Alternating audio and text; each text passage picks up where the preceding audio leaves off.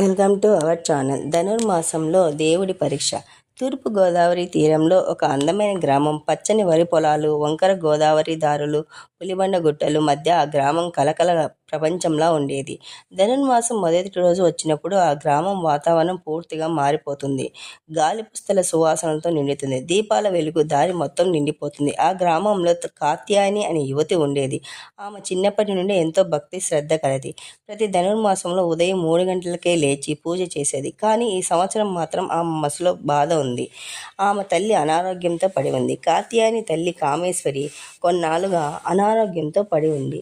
వైద్యుల దగ్గరికి తీసుకెళ్లిన మందులు ఇచ్చిన ప్రయోజనం లేకపోయింది. అమ్మ ఆరోగ్యం క్షీణించడంతో కాత్యాయని మనసు రోజు రోజుకు బరువైపోతుంది. అమ్మ పడుకునే మంచం పక్కన కొవ్వొత్తి వెలుగుతుంది. ఆ వెలుగు కనిపించడమే కాత్యాయని గుండె కూడా కంపిస్తున్నట్లుంది. ఈ ధనుర్మాసంలో నీకోసం ఏదైనా ప్రత్యేకంగా చేయాలనుకుంటున్నాను అని కాత్యాయని మనసులోకి వచ్చింది. ఆ రాత్రి ఆమె కలలో ఒక మహిళ దివ్య రూపం కనిపించింది. ఆమె ముఖం ప్రకాశంతో నిండి ఉంది. కాత్యాయని, నీ భక్తిని దేవుడికి తెలుసు, నీ ప్రేమ తెలుసు. ఈ ధనుర్మాసంలో ఒక విశేష పూజ చెయ్యి. మీ అమ్మ ఆరోగ్యం ఖచ్చితంగా మెరుగుపడుతుంది అని ఆ దివ్య రూపం చెప్పింది.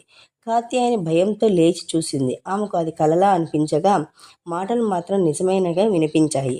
పూజా నియమం గ్రామంలో ఎప్పుడు విననిది. తర్వాతి ఉదయం కాత్యాయని తన గురువు వేదాంతాచారి గారిని కలిసి ఆ కళ చెప్పింది. ఆయన కొద్దిసేపు ఆలోచించి చెప్పారు. కాత్యాయని, దేవతలు ఇచ్చే సంకేతాలు సామాన్యవి కావు.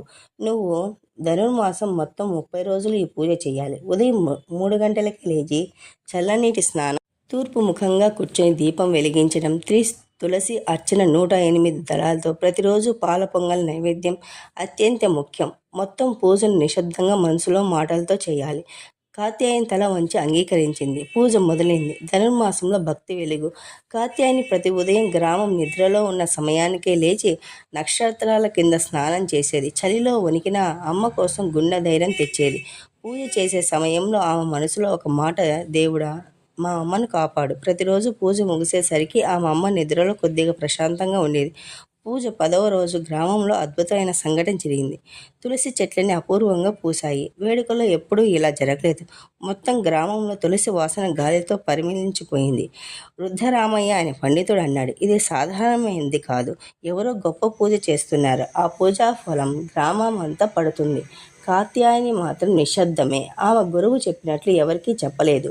అమ్మ ఆరోగ్యంలో మార్పు. 15వ రోజు రాత్రి కామేశ్వరి స్వల్పంగా కళ్ళు తెరిచింది. కాత్యాయని, ఇన్ని రోజులైనా నేను ఇలా ఉన్నానా అని తల్లి పలికింది. అది కాత్యాయనికి దేవుని ఆశీస్సులా అనిపించింది. కానీ పూర్తిగా కోలుకోవడానికి ఇంకా సమయం ఉంది. ధనుర్మాసం చివరి రోజు దేవుడి పరీక్ష. 30వ రోజు ధనుర్మాసం చివరి రోజు కాత్యాయని పూజ ముగించి బయటికి రాగానే ఇంటి పక్కన ఉన్న పెద్ద వేప చెట్టు దగ్గర ఒక వృద్ధుడు కూర్చుని ఉన్నాడు.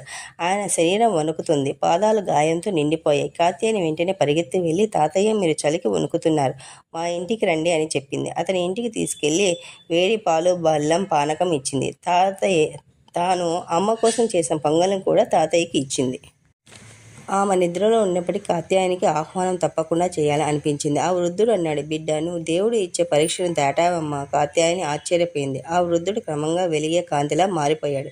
చిన్న చిన్న నక్షత్రములు మెరిసి ఆకాశంలో కలిసిపోయాడు. కాత్యాయని మాటలు రాక నిలబడి చూసింది. ఆ రోజు అమ్మ ఒక్కసారిగా కూర్చోవడం మొదలుపెట్టింది. ఆమె ఆరోగ్యము దినదిన అభివృద్ధిగా మెరుగుపడింది. డాక్టర్ కూడా ఆశ్చర్యపోయాడు.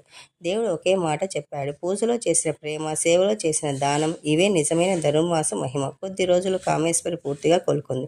కాత్యాయని చేసిన పూజ, ఆమె విశ్వాసం, భక్తి, దయ అన్నీ దేవుని హృదయాన్ని కదిలించాయి.